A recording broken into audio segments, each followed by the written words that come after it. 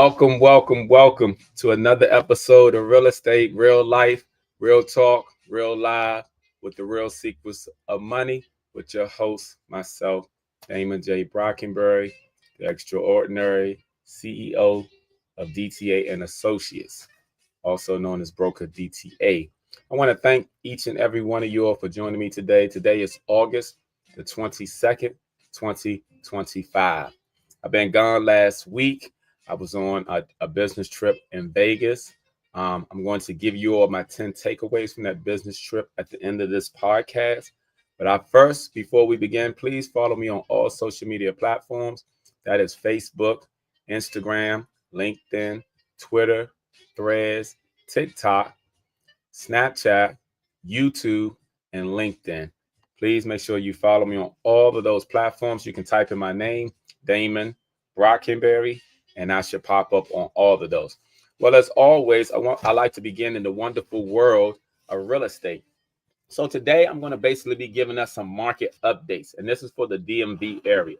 That means DC, Washington, DC, Maryland, and Virginia. So currently, as of August of 2025, in Washington, D.C., the median sale price is around $682,500. This is slightly down from the previous month, okay? Zillow reports a 3.8% decline in average home sales over the past year, with a typical home sale value at $593,957 and pending days 32 days. Now, inventory is significantly rising in the area. It's a 52.2% increase compared to a year ago. And since January and February of this year, it has increased 35 to 41%.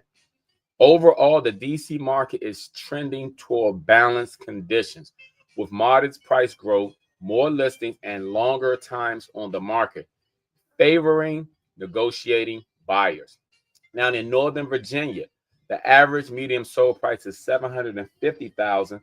That's up 5.5%. Steady demand supported by diverse property types.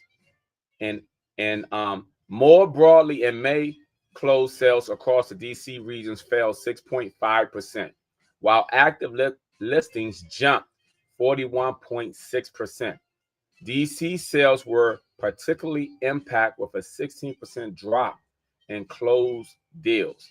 Now, in the Maryland suburbs, such as Silver Springs, are gaining momentum because of the transit expansion of the Purple Line. It's fueling rental and property demand. Overall, when it pertains to the market in general, the effects on the markets are dynamic. The rising inventory gives people more choices, but it also makes it longer time on the market for sellers. For buyers are actually gaining leverage with the longer time sitting on the market. That means buyers have more negotiating power. Now, the mortgage rates are still relatively high, between 6 and 7%. That is also causing some buyers to sit on the sidelines because people have been waiting for the mortgage rates to go down, mortgage rate, aka interest rate, to go down since 4 years ago. Okay, in 2021, the mortgage rate went down to like as low as 3%, 2.5%, 2% in some areas.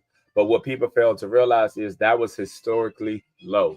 The average interest rate is around 6 to 7%.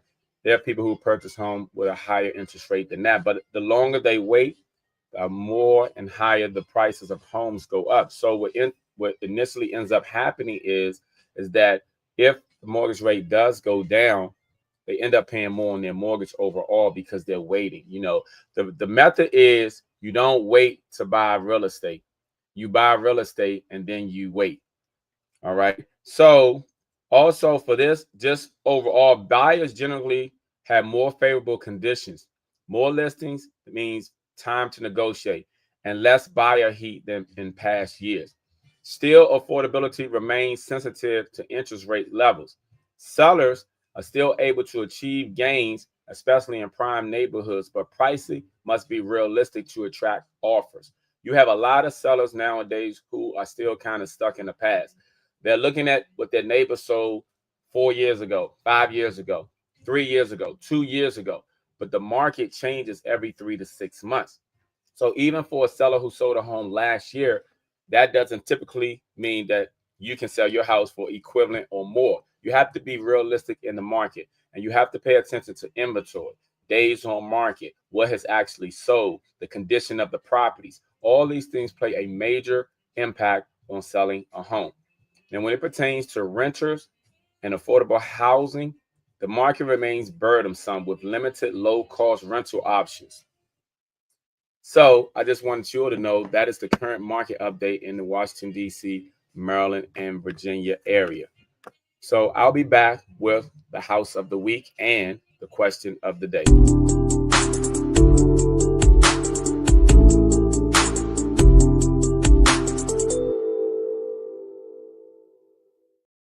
All right, we're going to jump right into the house of the week. Now, this house of the week right here is perfect. It's an actual condo in Greenbelt, Maryland. It's priced at only $225,000. It is a 2-bedroom, 2 full bath. This particular condo, if you look at the mortgage you'll be paying on this, it is actually cheaper in some areas than the actual rent. To get a 2-bedroom, 2 full bath in the Greenbelt area, rent for a luxury apartment is going to easily cost you over $2,000 plus. But this, depending on what kind of loan you get, is going to be less than $2,000 if you have a good credit score, and depending on what loan product you got. You will always have to speak with a reputable local lender to give you the exact numbers. But I have seen actually when people have bought prices around this amount and even higher, that they've paid less than 2 G's a month for their actual mortgage payment.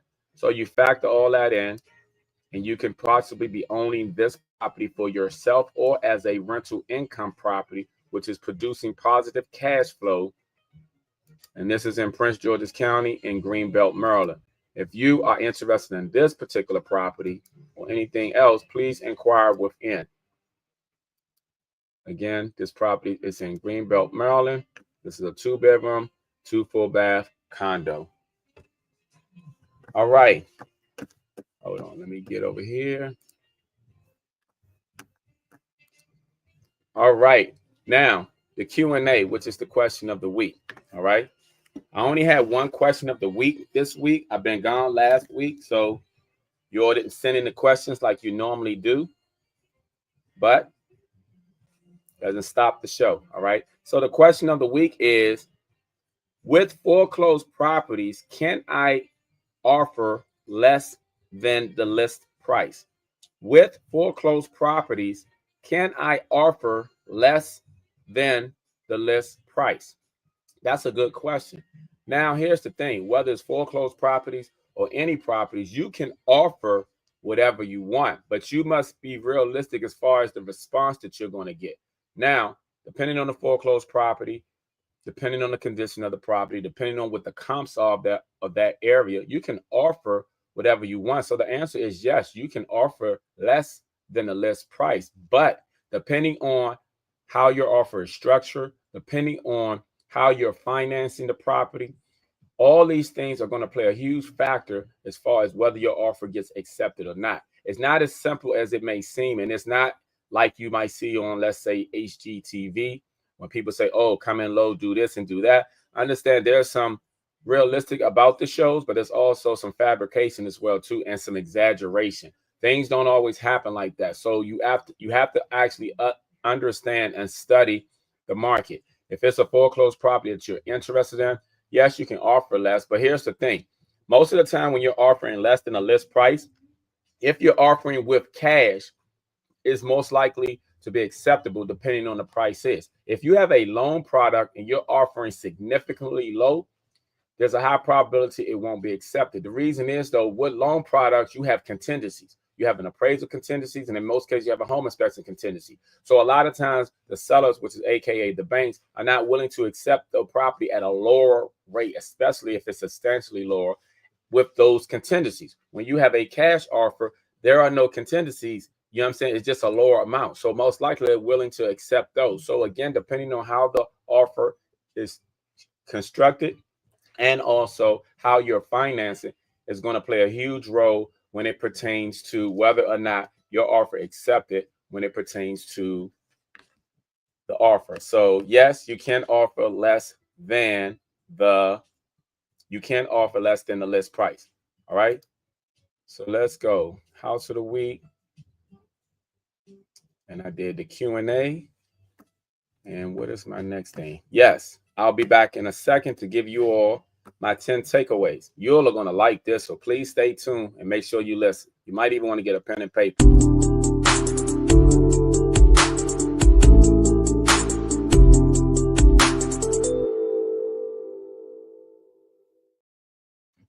All right. Now, again, I'm going to give you all my 10 takeaways from my business trip that I just went on. Now, I did post this on my social media, but I know a lot of times people don't read. They look at pictures and videos. They just keep strolling. So because those people who chose not to read, but when I've said these things to people, people actually ask me, did I write this down myself?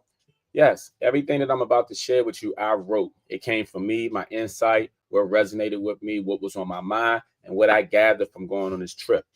Now, my 10 takeaways from this was, number one, success leaves clues, y'all. Success leaves clues. You don't have to know everything. You just have to believe and be consistent. Don't let anyone dictate what you can or cannot do. Only you and God knows how high you can fly with your own wings. Proverbs 16:3. Commit your works to the Lord and your plans will be established. Number two, because I'm in the world of real estate and I'm in the world of life insurance, I've noticed the most successful heavy hitters are all married. The wives acknowledge their husband, and the husband acknowledge that they wouldn't be where they are without their wives. Proverbs 18:22. He who finds a wife finds a good thing and obtains favor from the Lord. God gives favor to a man who finds a virtuous wife, not just a woman. Number three, this is about me. Number three, I'm different and I love it. Keep me different, Lord. I do not want to be like your other children. It has always been written in my name. Damon J. Brockenberry, the extraordinary. First Peter 2:9. But you are a chosen people, a royal priesthood, a holy nation, God's special possession, that you may declare the praises of him who called you out of darkness into his wonderful light.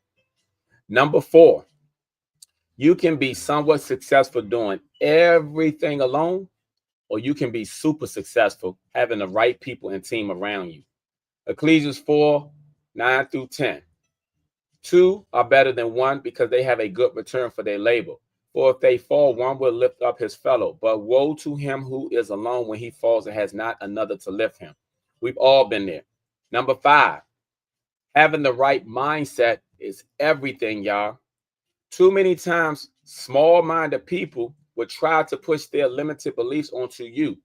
Your mindset is why you are where you are and why others are where they are. Romans 12:2. Do not be conformed to this world, but be transformed by the renewing of your mind.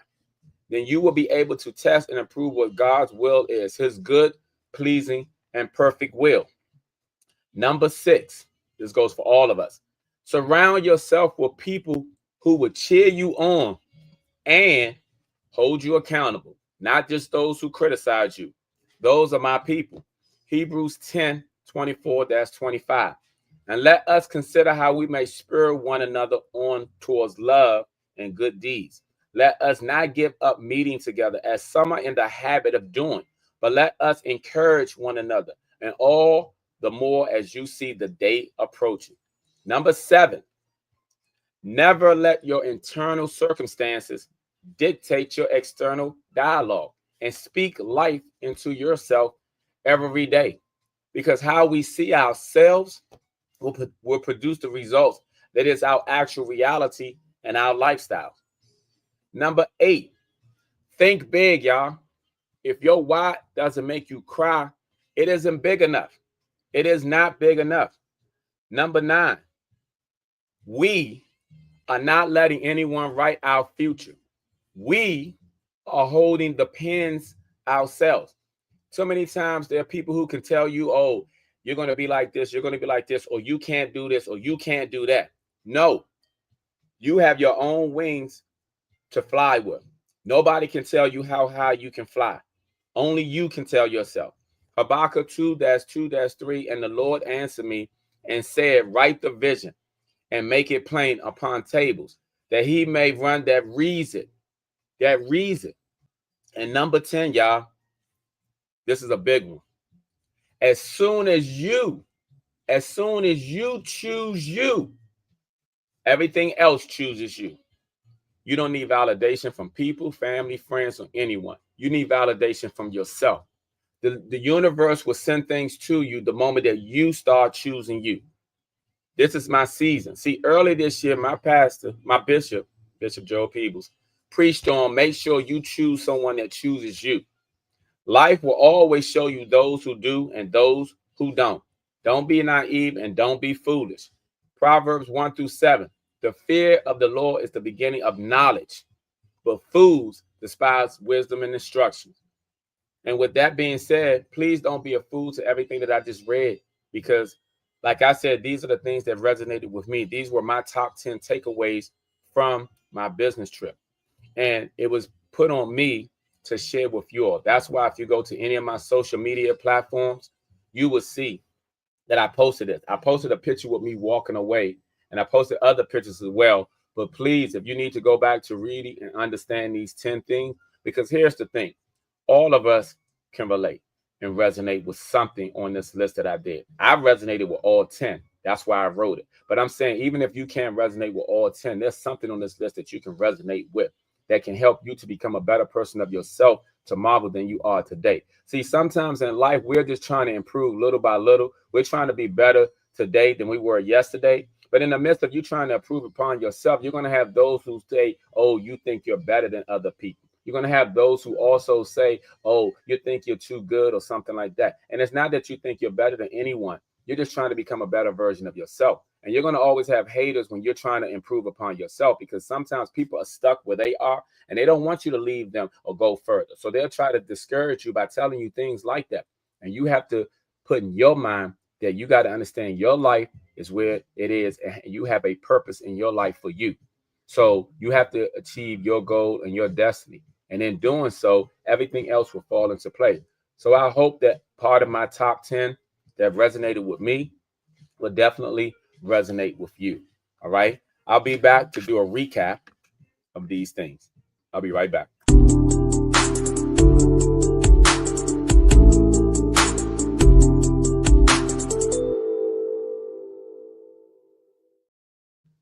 All right, y'all. So my recap is the market update. Right now, we are having a buyer's market where buyers have leverage in which they can, get a lot of things that they're looking for as long as their offers are reasonable. We have sellers that are looking to sell, and there's so much inventory that has been popping up on the market since the beginning of the year, over 40, close to 50% in certain areas. So because there are more inventory, there are more for buyers to choose from. That's why houses are sitting on the market longer, and buyers are being buyers. They're weighing their options, see what's the best choice, best thing for them. Listen, if you need help in selling, buying, or investing in real estate, please reach out to me. I will be gladly to help you. And then also, I gave a recap of my top 10. Now, my top 10 are my top 10. But real quick, I'm just going to go over it with you. Number 1, success leaves clues. Remember that. Number 2, in real estate and life insurance, the most successful heavy hitters are all married. Number 3, I'm different. I know I'm different, and I like being different. Number 4, you can be somewhat successful doing everything alone, or you could be super successful doing things with a team. Number 5, having the right mindset is everything, y'all. Number 6, surround yourself with people who will cheer you on and also hold you accountable, because you need to know when you're doing wrong. Sometimes people don't like to be corrected. People only want to side with people that are going to agree with their mess. But no, you need to you need to be held accountable too. Number 7, never let your internal circumstances dictate your external dialogue. Number 8, think big. If your why isn't big enough is not going to make you cry. If your why doesn't make you cry, it isn't big enough. Think big. Number 9, we're not letting anyone write our future. We are holding the pens ourselves. Understand, you control your hands, you control your feet, you control your mouth. So whatever you choose to do, the end results are because of you. And number 10, as soon as you choose you, everything else chooses you. Everything else chooses you. The universe will bring things to you when you choose you. Again, I hope these things resonated with you. I hope that you like them. Please follow me on all social media platforms. That is Facebook, Instagram, LinkedIn, Twitter, Threads, Snapchat, TikTok, YouTube, and LinkedIn. I thank you all for joining me each and every Friday. I will see you all next Friday, same time, same place. Thank you all for joining me. Have a great one, y'all.